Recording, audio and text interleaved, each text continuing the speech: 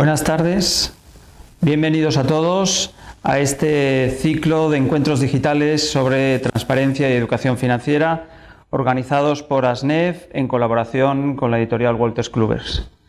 Quiero agradecerles su presencia a ustedes y a los ponentes que tenemos esta tarde y indicarles, en primer lugar, me presento, soy Ignacio Pla, secretario general de ASNEF, y quiero indicarles qué es ASNEF. ASNEF es una patronal del sector financiero, en concreto una patronal de aquellas entidades de crédito que llevan a cabo la actividad de crédito al consumo, sobre todo crédito al consumo con los puntos de venta. He de decir que todas las entidades asociadas a ASNEF, todas ellas entidades reguladas y supervisadas tanto por el Ministerio de Economía como por el Banco de España. Esto es importante puesto que hoy en día la labor o la acción de prestar dinero, la actividad de prestar dinero en España no está reservada. Sin embargo, todas nuestras entidades asociadas están todas ellas reguladas y supervisadas.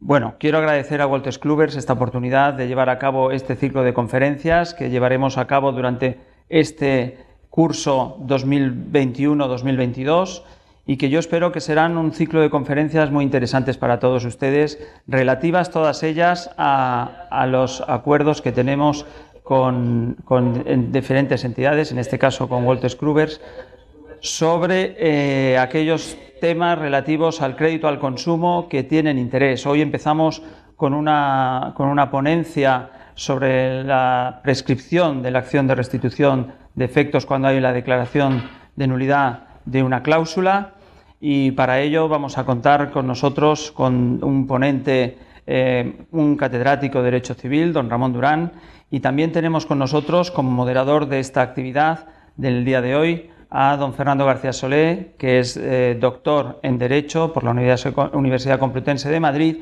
y es el presidente de la Comisión Jurídica de ASNEF. Es un experto en toda esta materia jurídica del derecho de los bienes muebles y también de todo aquello que tiene que ver con el crédito al consumo. Por mi parte, nada más. Espero que este ciclo de conferencias que iniciamos hoy les sea de interés y voy a ceder la palabra a la persona que va a moderar toda esta ponencia de hoy, el ciclo que vamos a comenzar, que es don Fernando García Solé. Fernando, cuando quieras, muchas gracias, tanto a ti como al don Ramón Durán, por estar hoy con nosotros. Bueno, pues muchas gracias. Lo primero deciros que estoy encantado de estar en esta conferencia, que a mí me parece que es de un interés excepcional. Es muy importante para el mundo jurídico y además está de rabiosa actualidad, como diríamos, ¿no? Antes de presentar al magnífico ponente que tenemos hoy, que nos acompaña y que lo haré con mucho gusto cuando termine de exponer lo primero que quiero contarles, me van a permitir que desglosemos un poco el título de la ponencia que va a ser objeto de exposición hoy, ¿no? La ponencia se llama Prescripción de la acción de restitución a efectos de la cláusula declarada nula. Los títulos jurídicos son siempre muy largos y hay que cortarlos un poco porque si no, no se siguen, ¿no? Entonces yo empezaría por decirles que lo primero que se lee en este título es que vamos a hablar de la prescripción. Y la prescripción es una institución antiquísima, que además está en todos los ordenamientos jurídicos del mundo. Y desde ese punto de vista, la prescripción, que como digo es un instituto absolutamente antiguo y tradicional, se ha puesto de moda en España de una manera bastante relevante. ¿Por qué? Porque en el año 2015 nuestras leyes civiles modificaron el plazo de prescripción de las acciones civiles. Pasaron de ser de 15 años, tener un plazo de prescripción de 15 años, con lo que los abogados que estábamos en ejercicio en esos momentos, que yo ya llevo menos pleitos, pero la prescripción la tocábamos poco porque realmente era muy difícil que la acción que se ejercitaba contra nosotros estuviera prescrita. Ahora, con este periodo de 5 años, la prescripción ha cobrado interés, porque hay muchas acciones que pueden estar prescritas y una de las cosas que hacíamos siempre los abogados es mirar cuáles son las excepciones, digamos, formales, que son más fáciles de defender que las materiales. Por lo tanto, prescripción muy importante. La prescripción de la acción de restitución. Y la acción de restitución hay que ponerla en contexto o en contacto con la acción de nulidad. Hay una discusión, o ha venido habiendo una discusión grande entre la diferencia entre la imprescriptibilidad de la acción de nulidad y la prescriptibilidad de la acción de restitución derivada de esa nulidad. Y esto, que ha sido así durante mucho tiempo, insisto, tiene más interés ahora porque el plazo es más corto y además ha sido objeto de pronunciamientos muy recientes del Tribunal de Justicia de la Unión Europea, del 9 y 16 de julio del 2020, que ya han declarado que esta acción de restitución derivada de la acción de nulidad puede estar sometida a un plazo de prescripción. Y todavía ha cobrado más actualidad muy recientemente cuando el Tribunal Supremo, en un pleito que había sobre reclamación de gastos hipotecarios, declaración de nulidad de una cláusula de gastos hipotecarios, lo que ha hecho ha sido plantear al Tribunal de Justicia de la Unión Europea una cuestión prejudicial. En estas dos sentencias que les comentaba se habla de una manera muy general de que efectivamente no existe o no hay problema desde el punto de vista del derecho europeo de admitir que estas acciones están sujetas a prescripción, pero no las aclara. Y lo que hace el Tribunal Supremo es, oye, ¿cuál es el dies a quo que hay que tener en cuenta para empezar a correr o empezar a contar el plazo de esos 5 años que permitirían declarar la acción prescrita? Bueno, y dicho todo esto, yo no quería haber hablado tanto, pero me parecía muy interesante el enfocar bien el tema. Voy a presentar a Ramón Durán Ribakova, no sé si lo he dicho bien. Es un jurista excepcional que no requeriría siquiera presentación, porque es sobradamente conocido por la mayoría de las personas que nos dedicamos a este mundo del derecho. Pero, en fin, por poner algunas pinceladas, es catedrático de la Universidad de Derecho Civil de la Universidad de Oviedo, ha escrito 14 o 15 libros monográficos, artículos cientos, ha sido premio extraordinario de la carrera, premio extraordinario de doctorado, o sea, es un estudioso magnífico, pero no solo es un estudioso magnífico, que eso ya sería suficiente como para que estuviera aquí con nosotros, sino además también ha tenido, en parte en su carrera, que le decía cuando hemos estado hablando antes de esta reunión, ha sido muy dilatada y con un currículum muy intenso. También ha sido magistrado en la Audiencia Provincial de Oviedo, con lo que tiene las dos vertientes, la vertiente del estudioso, del catedrático, pero también se ha tenido que enfrentar a lo que nos tenemos que enfrentar la mayoría de los juristas que operamos en la vida práctica, y es a resolver casos concretos. Con esto termino y estoy seguro de que les va a encantar la exposición que va a hacer Ramón. Cuando terminemos, pues tendremos un pequeño coloquio sobre los temas que nos parezcan más interesantes y pasaremos a un turno de preguntas que intentará don Ramón responder pues con interés, y estoy seguro de que le será muy práctico. Con esto te dejo la palabra, Ramón, y muchas gracias. Muchas gracias, Fernando. Muy buenas tardes. Suelen inaugurarse este tipo de intervenciones con una cláusula de estilo, que es agradecimiento a quienes te invitan. En este caso no es de estilo, es de verdad. Quiero agradecer muy especialmente a SNEF, en la persona del secretario general, don Ignacio Pla, el haberme invitado, y a don Fernando, como es natural, por su gentileza en la presentación, muchas veces guiadas más por el corazón que por otra cosa, pero las razones del corazón son siempre tenidas en cuenta. Él ha dicho, y con mucho motivo, que tratamos un tema de rabiosa actualidad. ¿Por qué? El propio Tribunal Supremo, cuando lo ha contemplado hace poco, hace ver que estas cuestiones no se plantearon antes porque efectivamente había un plazo de prescripción de 15 años. A veces manejamos los términos temporales con una ligereza o con una frivolidad espantosa. 15 años es una cantidad enorme de tiempo. Que las acciones personales estuvieran sometidas a un plazo de prescripción de 15 años no responde ni a la vivacidad de una economía pujante, ni por supuesto tampoco a un derecho que respalda este tipo de economía. Por tanto, como bien se ha dicho, por Ley 42 del año 2015 de reforma de la Ley de Enjuiciamiento Civil, se decide modificar el plazo de prescripción para las acciones ordinarias personales de 15 a 5 años. Fíjense ustedes que es un tercio, que el cambio es de una profundidad absolutamente insólita. Entonces, el propio Tribunal Supremo, cuando analiza esta cuestión, dice: ¿por qué no nos hemos planteado esto antes? Porque, evidentemente, un plazo de prescripción de 15 años daba tanto tiempo que quien llegaba a su extinción es que no tenía ni el más mínimo deseo de continuar con la efectividad jurídica de una acción. Por tanto, no se planteaban pleitos. Se ha dicho con mucho acierto que la prescripción es una institución muy antigua, pero una institución que ha de ser entendida en sus exactos términos. La prescripción no extingue el derecho, pero sí extingue la acción. Por consiguiente, el derecho deviene a ser un derecho sin acción, llamada también obligación natural. De tal suerte que si se satisface de manera voluntaria, no daría lugar a una acción de restitución porque no es un cobro de lo indebido. En el fondo se debe, pero no se puede reclamar. ¿Por qué el derecho entonces contempla esta institución tan curiosa? La contempla por dos motivos. El primero es el de seguridad jurídica. Evidentemente, el derecho no puede quedar al albur de la voluntad de las partes que pueden diferir el cumplimiento de las obligaciones o su exigencia durante 15 años, porque eso crearía un estado muy inestable y, por tanto, muy perjudicial para la certeza de las relaciones jurídicas que están en vigor en el mundo del tráfico jurídico. Junto con esto hay otro elemento que no puede ser olvidado. La prescripción tiene también que ver con una cierta sanción al quien, siendo acreedor, es tan negligente que deja pasar los plazos mínimos razonables para exigir su derecho. Por tanto, la sabia combinación de estos dos factores produce el fenómeno de la prescripción. En esta sesión, si les parece, podemos tratar de tres cuestiones. La primera cuestión: si las acciones de nulidad, siendo imprescriptible, pueden dar lugar a acciones restitutorias económicas en que se cifre esta nulidad que pudieran ser prescriptibles. Como es evidente de la respuesta que otorguemos a esta primera duda, respuesta que no nos inventaremos, sino que traeremos aquí a colación la doctrina del Tribunal de Justicia de la Unión, el TJUE, y también del Tribunal Supremo. Si la respuesta a esta pregunta fuera positiva, la siguiente pregunta es: ¿y qué plazo tenemos para la prescripción de este tipo de acciones? Pero ahora bien, fíjense, este es un tema muy importante.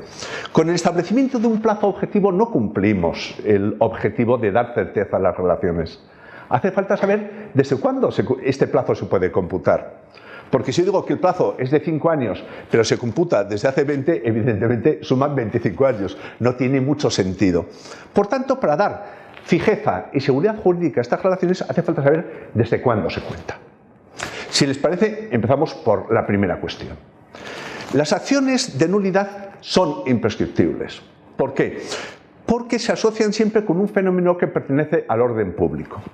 El fenómeno del orden público trae consigo un elemento radical, y es que aquellas relaciones nulas, totalmente ineficaces ab origine, decían los clásicos, han de ser podadas de la esfera del ordenamiento jurídico porque son ramas muertas.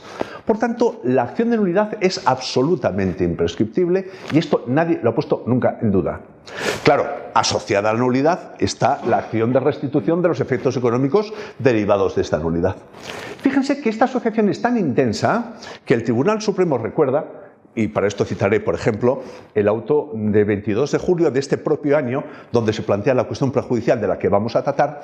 Ahí recuerda que el Tribunal Supremo entiende que el hecho de no solicitar la restitución económica derivada de una nulidad decretada por un tribunal no es cuestión nueva. ¿Por qué? Porque es un fenómeno completamente asociado. Nadie plantea la nulidad por amor al arte o por amor al derecho. Lo plantea por razones bien específicas de carácter jurídico y económico.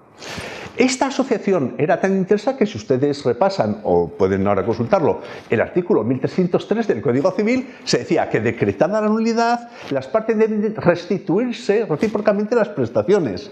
Luego, tal parece que era evidente que una acción imprescriptible que dé lugar a un resarcimiento, este también será imprescriptible. Y esta es la tesis clásica, por decirlo de alguna manera. Sin embargo, para que se den cuenta la importancia que tiene la influencia de grandes estudiosos del derecho civil en materias prácticas, el profesor Federico de Castro, por cierto, uno de los mayores críticos de la institución de la prescripción, ya alegó en su día que los fenómenos son distintos, porque si bien están asociados estos dos fenómenos, su naturaleza difiere.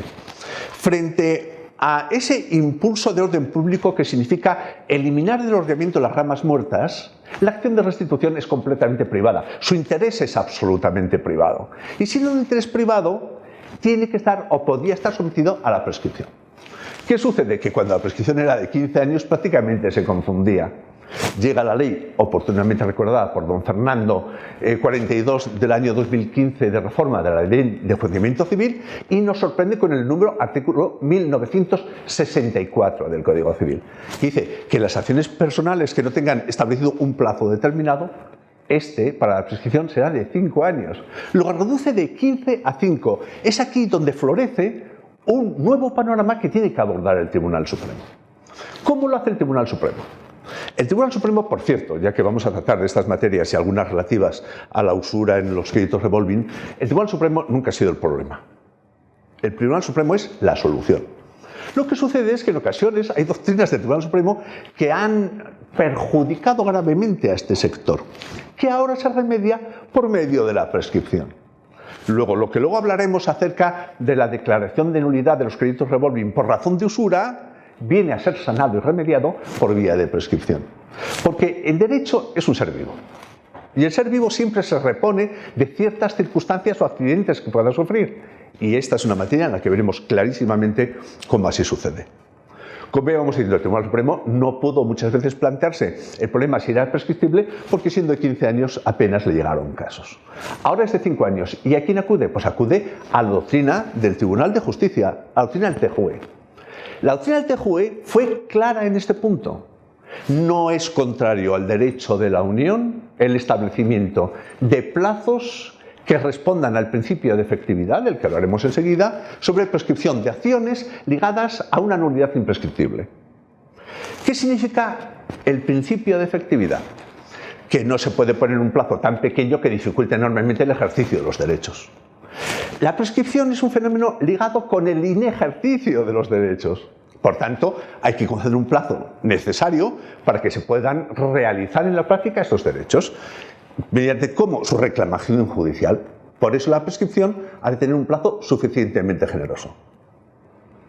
Fíjense, no solo el Tribunal de Justicia dice esto, sino dice que en virtud del principio de competencia procesal atribuida a cada Estado regulará cuál es el plazo concreto de la posible prescripción de las acciones ligadas por vía restitución a las de nulidad que son imprescriptibles. Y claro, lo hace desde el punto de vista de la equivalencia. Este es un dato importantísimo.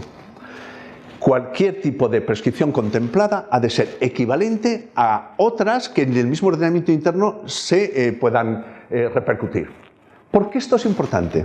Porque luego veremos que la declaración de nulidad del crédito revolving generalmente no ha sucedido por vía de protección del derecho al consumo, sino por la aplicación de una vetusta norma de 1908 llamada Ley Azcárate, que es de represión de la usura. Pero por la aplicación de esta norma retorcidamente, y esto hemos de entenderlo todo y luego hablaremos sobre la materia, me imagino. Por tanto, el principio de equivalencia trae consigo que aunque no sea una declaración de nulidad derivada de una cláusula nula usiva, el título, que es el título del artículo que publiqué yo en la tribuna, sea exactamente ese.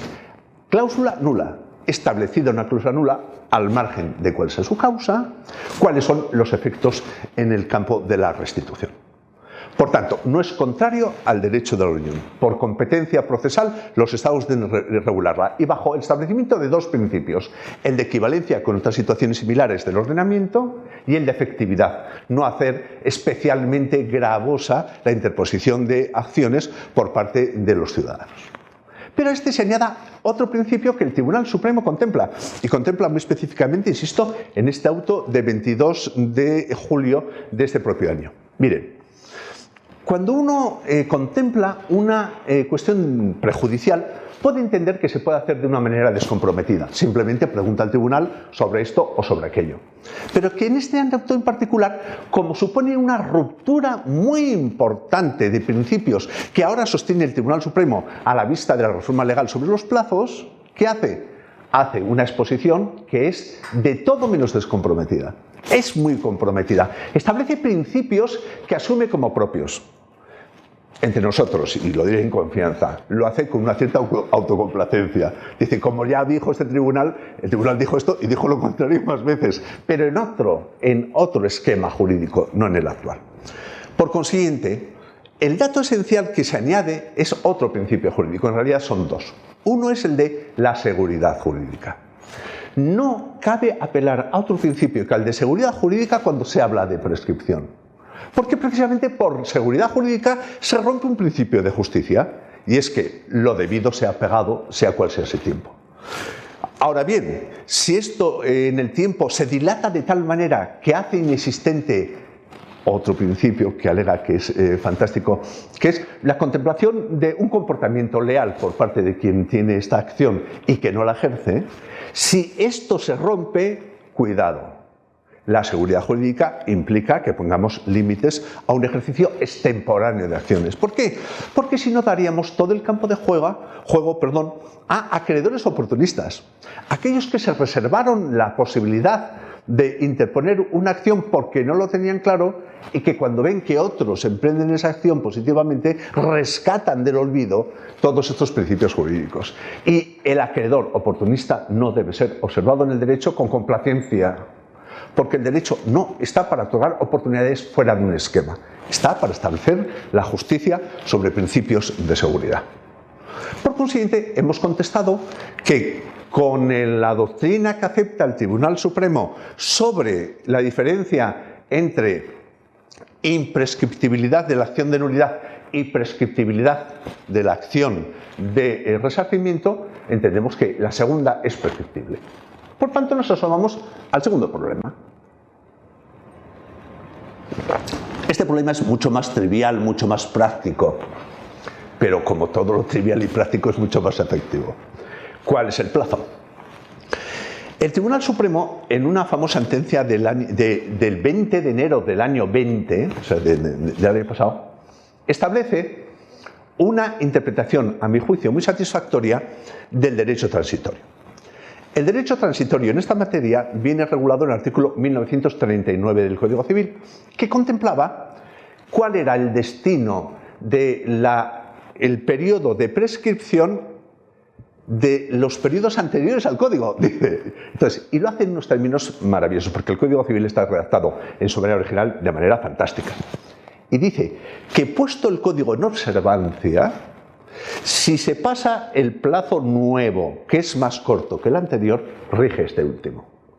Claro, esta norma puede ser interpretada, y la interpretación que les voy a hacer ahora nadie la sostiene, no se preocupen, pero podría ser interpretada en el sentido de decir, como antes eran 15 años, efectivamente es natural que las acciones tengan el periodo de prescripción del momento en que las vieron nacer, como es natural. Por tanto, serían 15 años. Pero con arreglo al derecho transitorio del artículo 1939, puesto en observancia el nuevo periodo, que es de 5 años, transcurrido este, ya entra en vigor. Uno podría pensar, bueno, pues entonces son 5 años de transcurrido este, más otros 5 que es del de prescripción. No. El Tribunal Supremo dice, no, son 5 años en total. Luego el artículo 1939, si lo pensamos detenidamente, con esa literatura tan fantástica que utiliza, está explicándonos una verdad que es insoslayable. Si la reforma de los plazos de prescripción son más cortos, tienen carácter rotativo, desde la entrada en vigor de la ley. ¿Y cómo lo dice el Tribunal Supremo? Dice, las acciones nacidas antes de la vigencia de esta ley, pero transcurridos los 5 años, es decir, a partir del 7 de octubre del año 2020, quedan prescritas. Ya, pero tengamos en cuenta que esta sentencia se produjo antes de la suspensión establecida en los decretos del estado de alarma sobre la materia.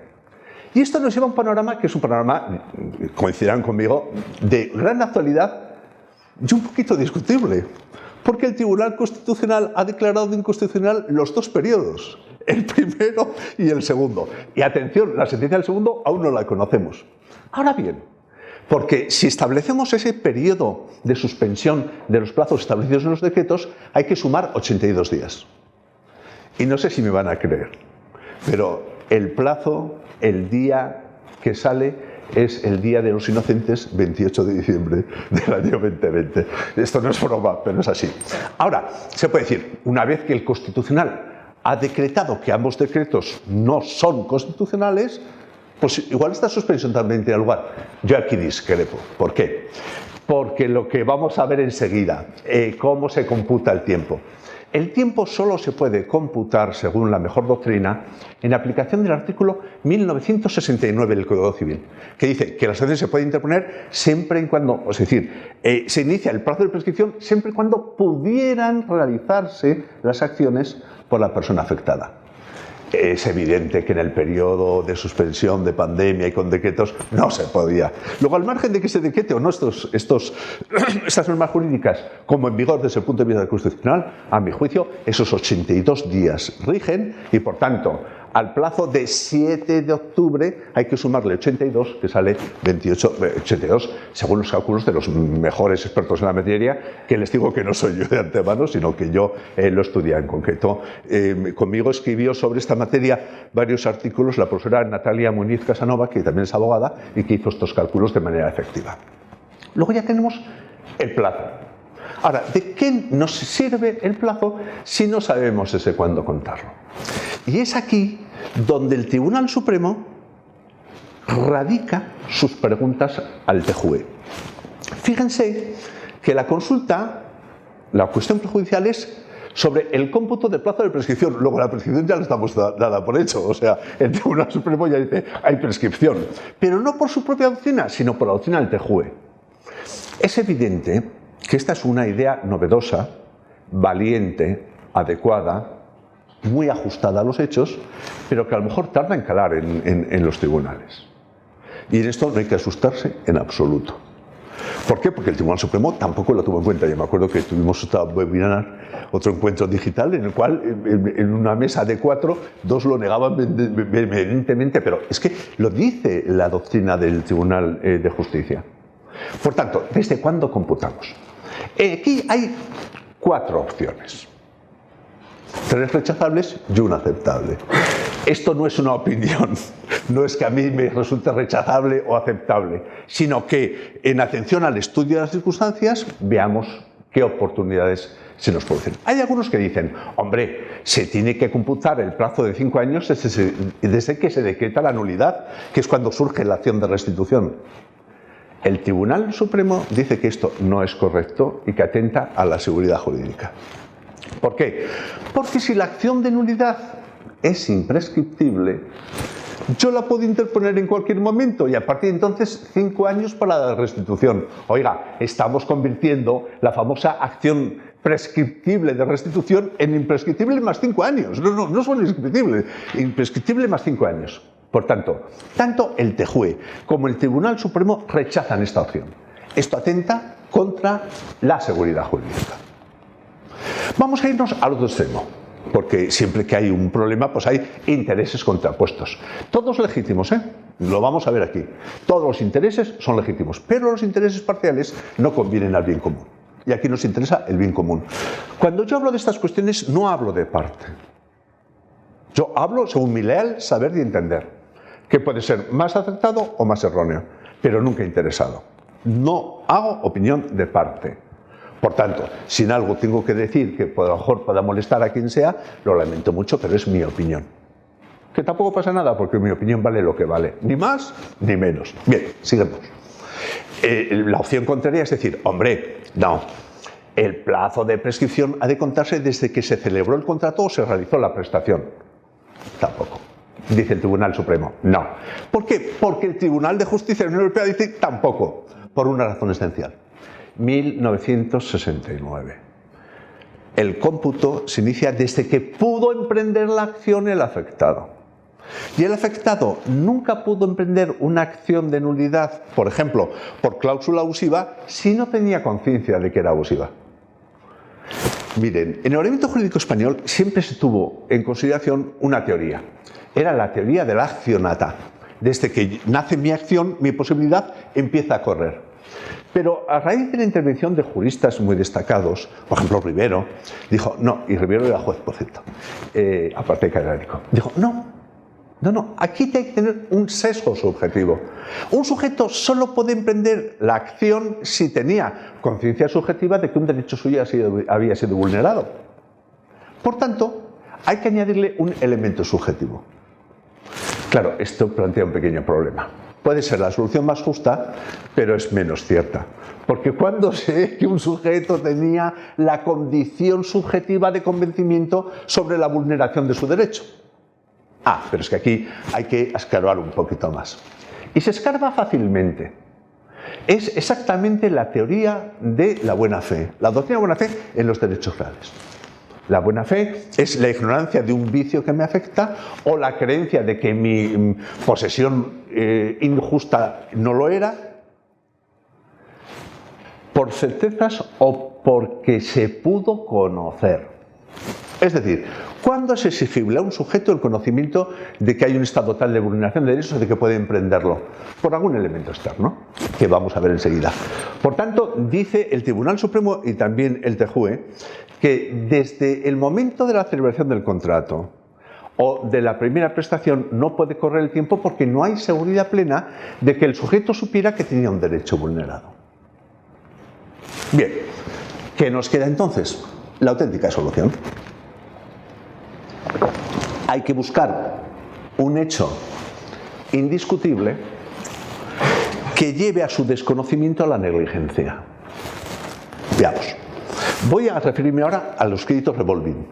En el caso peculiar del Tribunal Supremo en esta cuestión prejudicial, porque hay que aclarar, es una cuestión que se consulta sobre un tema concreto. El tema concreto era una cláusula de gastos repercutida en los clientes por un banco y que, atención, fue reclamada 18 años y 4 meses después de la celebración del pago, del contrato y del pago. Es decir, por decirlo de alguna manera, yo a veces los pongo en términos claros. Eran un matrimonio. Si la mujer hubiera estado embarazada, la criatura que hubieran tenido hubiera sido mayor de edad cuando hubieran reclamado. O sea, que son términos realmente llamativos. Aquí la audiencia adopta una postura que creo que no se puede mantener y que creo que el Tribunal Supremo hubiera podido reprimir. Dice que ha de contarse desde el momento que se realizó el pago. No porque no había constancia clara de que entonces fuera abusivo. Pero hombre, 18 años y 4 meses después igual, sí. ¿Qué hace el Tribunal Supremo? Le propone al Tribunal, al TJUE, que se tengan en consideración algunas sentencias del TJUE y del propio Tribunal Supremo que establecieron que la cláusula de gastos podía ser abusiva. Con todo, advierte el propio Tribunal Supremo y dice, hay que tener cuidado con esto. Porque aún así no tenemos la certeza de que el sujeto supiera que lo fuera. Ahora, vamos al crédito revolving. Esto no es así. Y sobre esto puedo ofrecer prueba subjetiva. Yo no sabía lo que era el crédito revolving. A raíz de la sentencia del Tribunal Supremo de 25 de noviembre del año 2015, se produjo una información absolutamente pública sobre que habían sido declarados usurarios. Y yo, como recibí esta información, no solo por esta vía, sino por vía de la propaganda en medios de comunicación de bufetes de abogados que prometían un gran futuro sobre la materia, ya digo, todos los intereses son legítimos y todos entran en juego, yo tuve que interesarme sobre qué era el crédito revolving del que no tenía ni idea. Y me enteré. Si yo, que soy un simple estudioso, llevado por esta publicidad, fue impelido a estudiarla, dígame cómo no es posible que cualquier sujeto mínimamente avisado, diligente, normal, que tuviera una tarjeta revolving, no se hubiera enterado.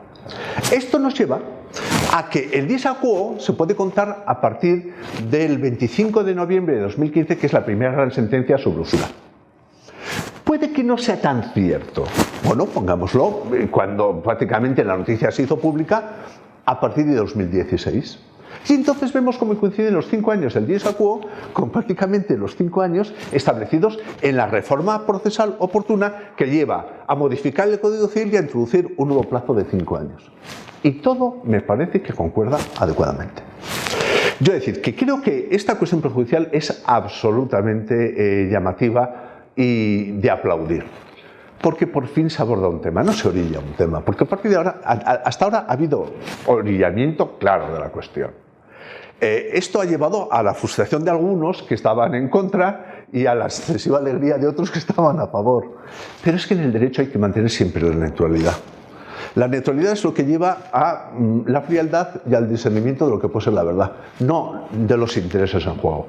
A mí me parece que una sociedad dinámica en lo económico, segura en lo jurídico, trae consigo certezas que no podemos obviar. Por tanto, yo creo que, 1, la acción de nulidad es imprescriptible. 2, la acción de restitución es prescriptible. 3, que el plazo es de 5 años a partir de que hayan pasado los 5 años, es decir, desde de la reforma del Código Civil por la ley rituaria, en concreto, desde el 7 de octubre del año 2020. 4. El dis a quo puede contarse perfectamente a partir de comienzos del año 2016. Hay que tener en cuenta que el primer órgano jurisdiccional que planteó de lleno la cuestión fue la sección 15 de la Audiencia de Barcelona. Esta sección tiene un reconocidísimo prestigio en esta materia. De hecho, no en vano, uno de sus presidentes forma parte del Tribunal Supremo. Y en la sentencia de 10 de septiembre del año 20 establece el debate profundo sobre la cuestión. Y esto sobre la base de que por sentencia de 4 de marzo del año 20 el Tribunal Supremo había reincidido en la idea de que la ley de usura era aplicable a los créditos revolving, aplicable de aquella manera, y que como consecuencia de esto eran absolutamente nulos por razón de usura.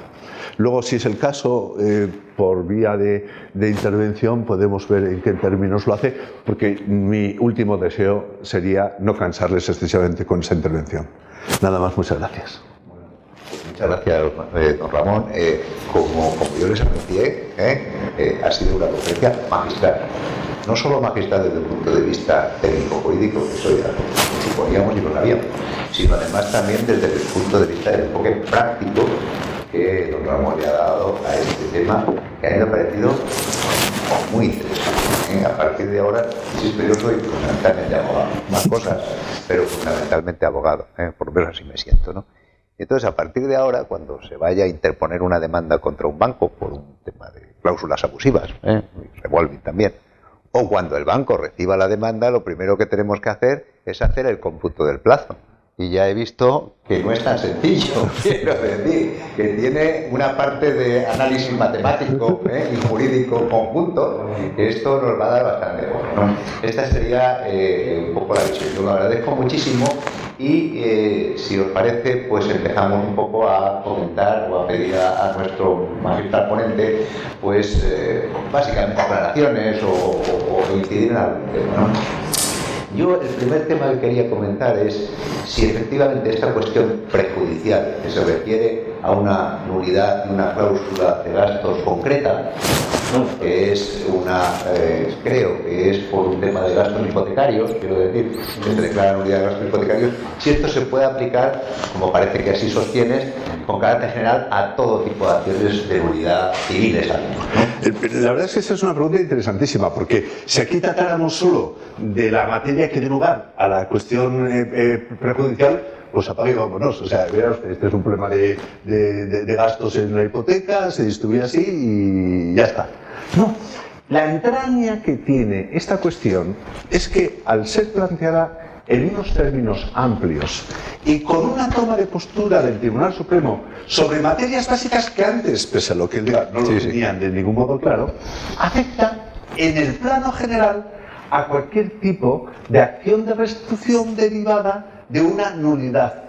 Uno puede decir, oiga, será solo nulidad por motivo de cláusula abusiva. No, porque aun cuando sí que lo contempla en la cuestión, hasta en el título lo niega. Es decir, la doctrina es general. Y yo pienso, sinceramente, que es aplicable a cualquier caso. ¿Por qué? Porque esto es recoger la corriente de grandes estudiosos de derecho civil, como he puesto antes el caso de Díez Picazo o Federico de Castro, que ya la contemplaron en su día, que ya la debatieron en su día, y que es el momento de ponerlo en la realidad jurídica.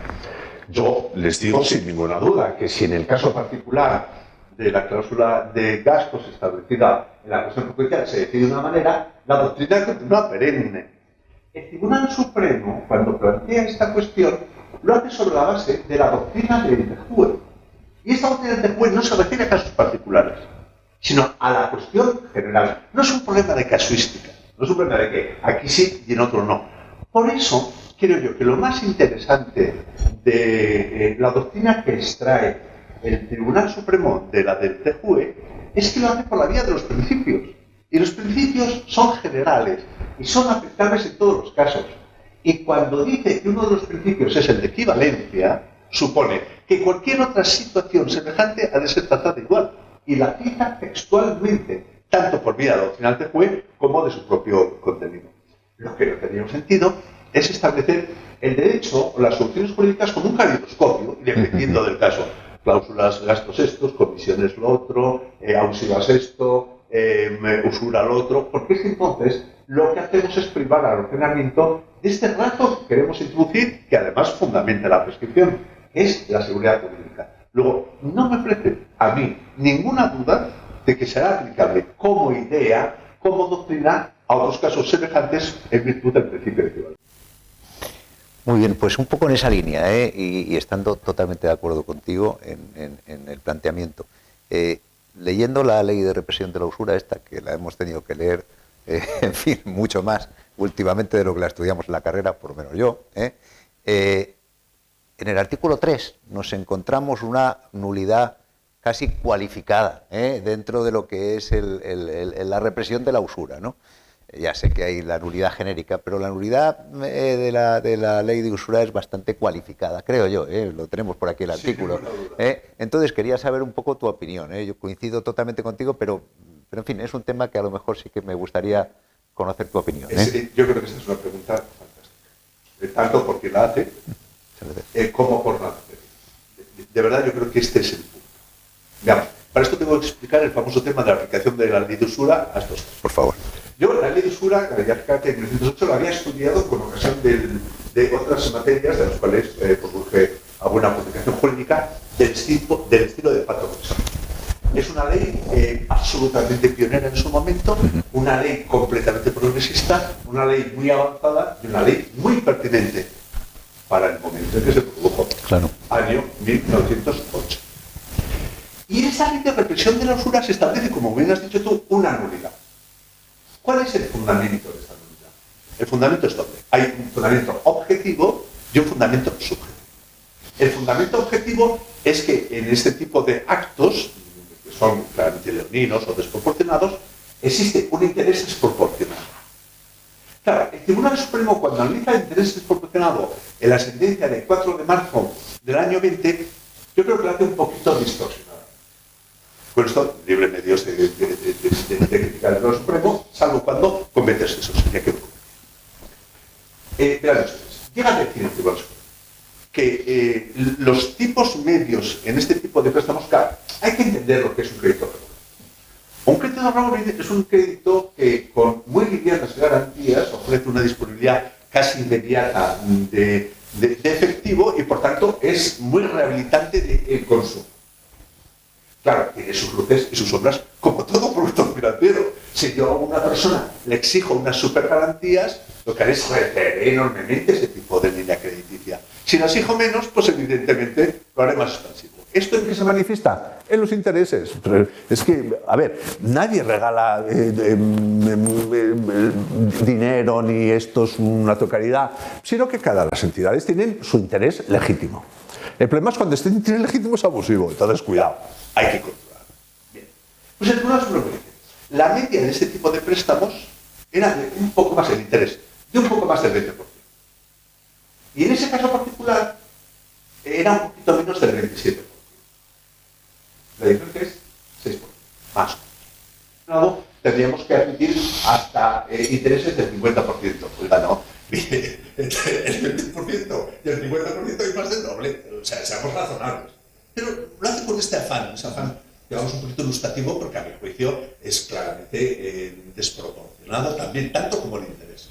Pero es que el Tribunal Supremo no se priva en hacer afirmaciones que no son de su competencia. Dice, este interés ya de suyo muy elevado. Oiga, si el interés es elevado o no, lo tendrá que decir el Banco de España y las entidades financieras.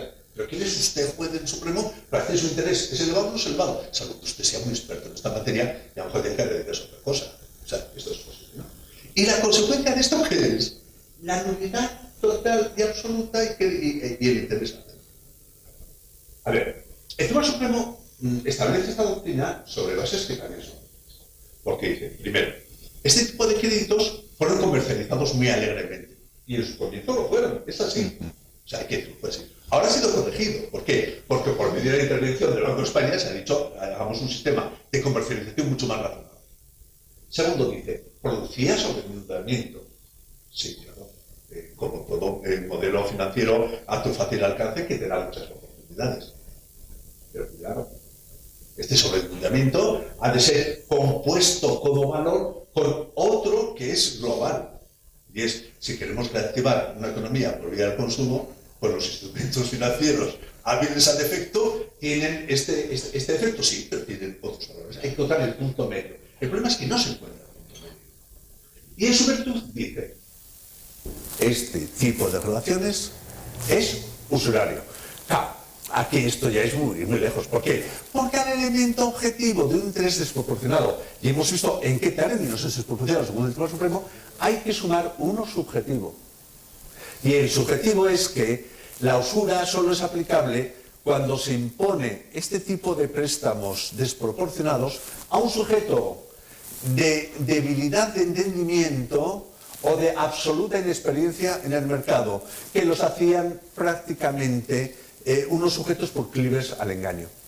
Este elemento subjetivo trae consigo una consecuencia, y es que la sanción es una sanción de conducta de quien abusa de sujetos especialmente vulnerables.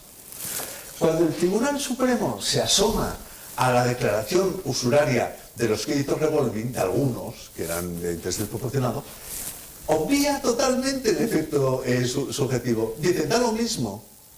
Ah, claro, si da lo mismo, no me digan ustedes que no supone un evidente abuso que se puede aplicar una ley fuera de su marco jurídico. Pero trae como consecuencia también que la sanción específica, que era producto de este abuso intolerable sobre personas vulnerables, tampoco tenga que aplicarse. Luego, creo yo que no hay ningún obstáculo en no tener en cuenta el artículo 3, porque tampoco se tuvo en cuenta por el propio Tribunal Supremo la parte final del artículo 1. Totalmente. Y esto es mucho más radical. Totalmente de acuerdo. Bueno, pues otra pregunta también de temas, pues sí, también creo interesantes. Se pregunta si a usted le parece que el hecho de que haya unos plazos obligatorios para conservar la documentación, tanto a las entidades financieras como también en el Código de Comercio, como 6 años, si eso podría abonar nuestra tesis, su tesis, que yo comparto, si me permite que me adhiera, de que efectivamente la prescripción no puede durar mucho más allá de esos 5 años, quiero decir, que al final es que bucear, yo que soy, insisto, abogado de banco hace mucho tiempo, bucear en bancos que han sido absorbidos, que nosotros llamamos el banco de leones, banco no sé cuántos, estas cosas, temas muy antiguos, pues es imposible, sobre todo cuando no había activos.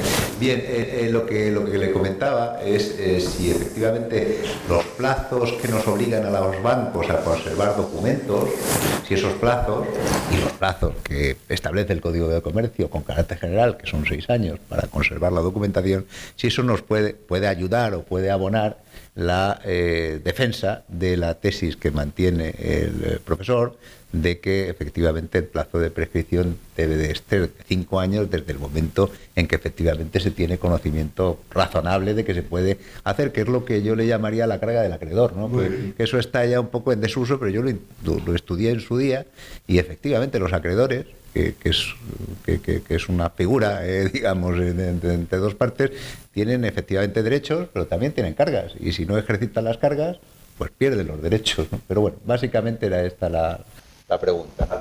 Esta pregunta me resulta muy útil porque, vamos a ver, yo con Jering coincido totalmente, Rudolf von Jering, que el establecimiento en una relación jurídica de todo el peso sobre el acreedor o sobre el deudor es distorsionada, porque en el fondo todos somos acreedores y todos somos deudores.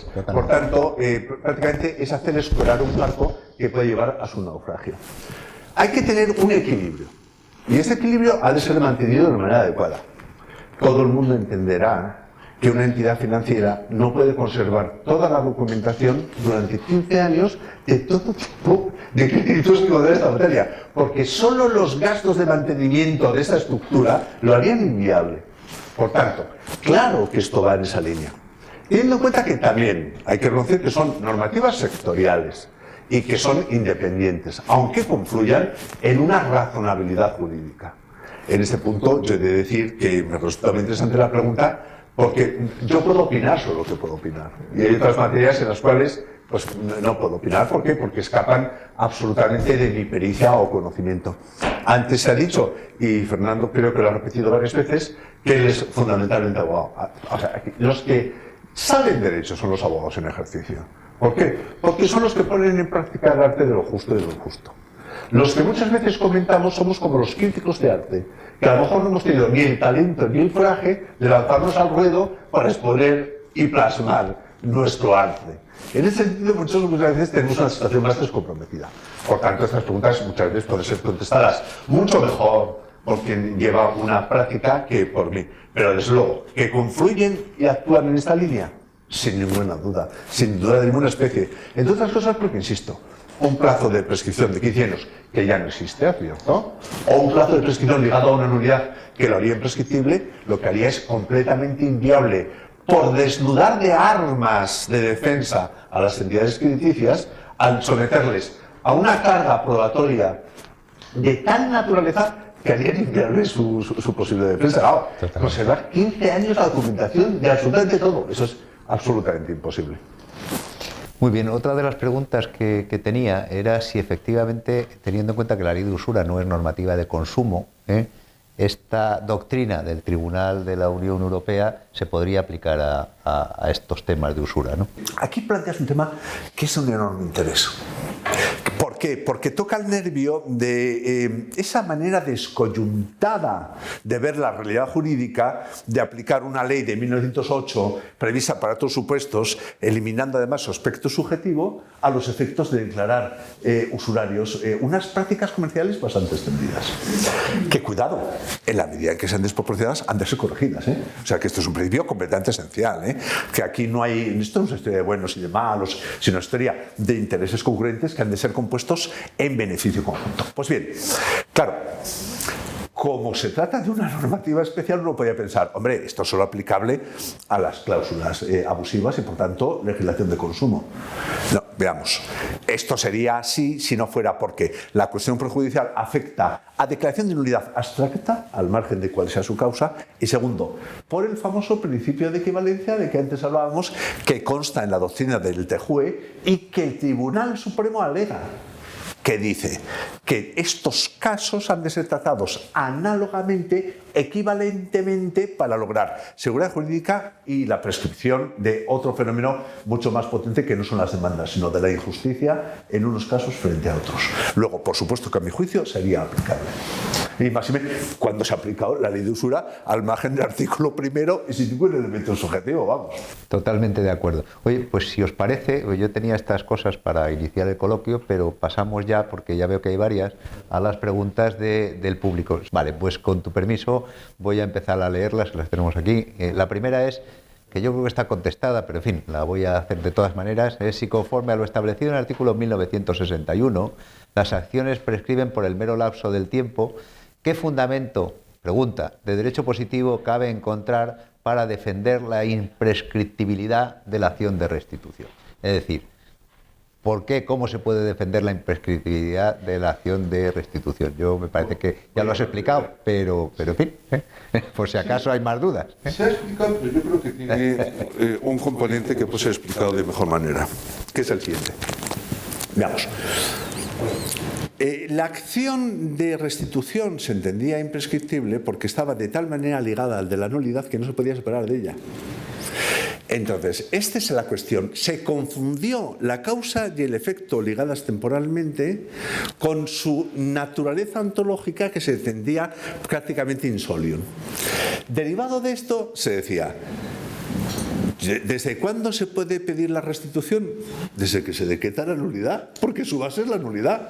Como la nulidad es imprescriptible, la restitución también tiene que serlo. Claro, esto no puede ser así. ¿Por qué no puede ser así? Porque claramente el TJUE ha dicho que el establecimiento de plazos razonables, según el principio de efectividad y el principio de equivalencia, traen consigo que establezcamos un cierto periodo para que los sujetos puedan pedir la restitución derivada de acciones nulas. Oiga, es que si no, esto nos llevaría a perpetuar en el tiempo relaciones jurídicas que no son eficaces, pero que pueden luego renacer de una manera insólita. Por esto se establece la diferencia. Muy bien, pues creo que queda consultada. Vamos a seguir viendo las preguntas, que algunas son muy interesantes, ¿eh? En una dice, en su opinión como jurista, te preguntan, ¿qué efectos podría tener para el tráfico la indeterminación del dies a quo del plazo? Hombre, claro, es que si nosotros establecemos la intervención del dies a quo, lo que estamos haciendo directamente es eliminar un posible cómputo. Claro, y yo digo 5 años, pero si no sé desde cuándo contarlos, 5 años se pueden perpetuar, serían como una especie de plazo en abstracto en el mundo del tiempo. Claro, esto sería absolutamente inviable. Por eso el Tribunal Supremo Español dice, primero, ¿es prescriptible o no lo es? Si no lo es, ya nos olvidamos de la cuestión. ¿Qué lo es? ¿Qué plazo rige? Porque en un comienzo eran 15 y desde la ley y se cambian los plazos. Hemos pretendido contestar a esto de la mejor manera posible. Pero claro, ¿desde cuándo se computa? Y por eso la consulta, la cuestión prejudicial es el cómputo del plazo de la prescriptibilidad. Muy bien.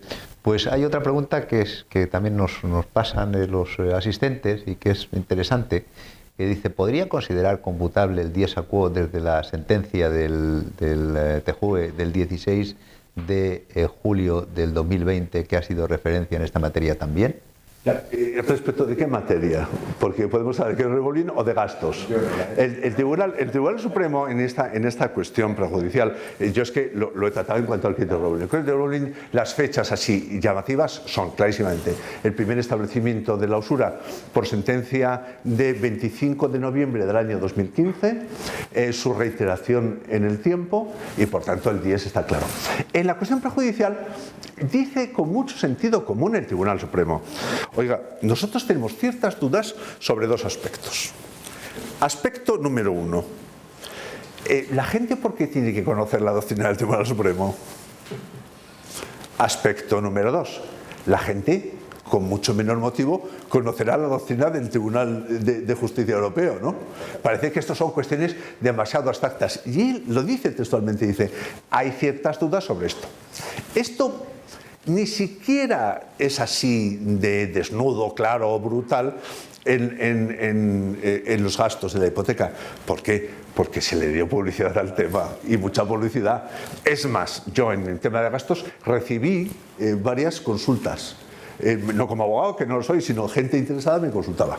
Pero es que en el caso de las tarjetas revolving, insisto, patentes de colegios de abogados, de despachos de abogados, hicieron clara publicidad y propaganda a todas horas sobre esta materia. Digo, yo soy testigo de esto. Yo tuve que estudiar lo que era el crédito revolving una vez que me enteré de esta circunstancia.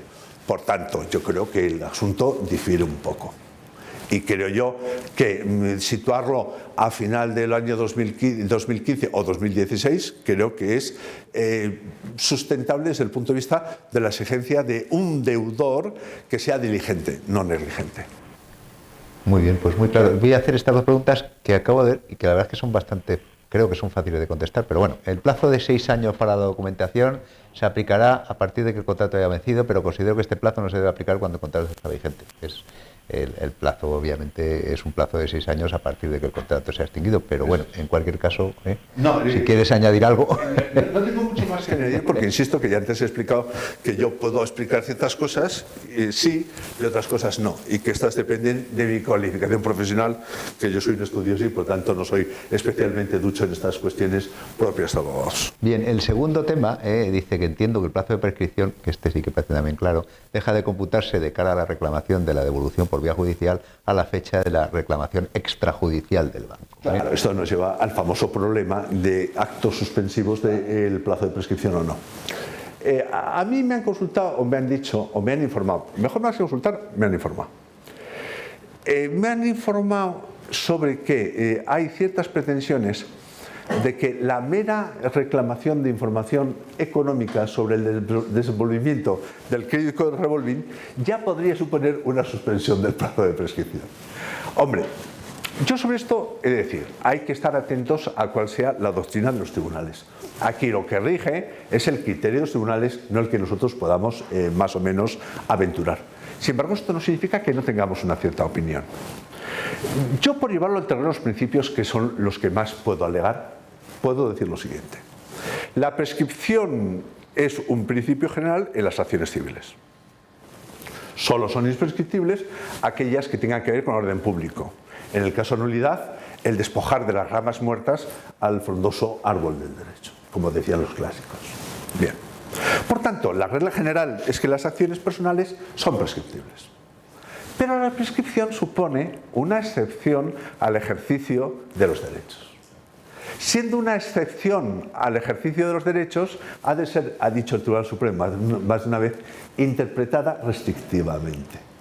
Por tanto, no les ofrezca ninguna duda que al menor resquicio que se tenga de la posibilidad de interrumpir la prescripción, se hará. Estoy totalmente de acuerdo. Una reclamación extrajudicial, en principio, interrumpiría la prescripción. O sea, yo, aunque fuera extrajudicial, y ni siquiera con una formalidad excesiva, sino sería acreditar por parte del acreedor que efectivamente se ha prescrito. Bueno, lo siguiente, buenas tardes. Lo agradecemos. Agradecería que el ponente comentara de nuevo cuándo comienza a computar el plazo de prescripción de 5 años para el ejercicio de la acción de restitución, dado que no me ha quedado claro cuando ha aludido a principios del 2016. Está bien visto. Está bien visto. Es que lo voy a explicar de nuevo. En principio, la fecha sería la sentencia del Tribunal Supremo de 25 de noviembre de 2015. Supone que si queremos nos otorgamos un poquito más de tiempo para fortalecer la diligencia del sujeto y no causar mal a nadie. Y digo, pues desde el comienzo de 2016 bastaría.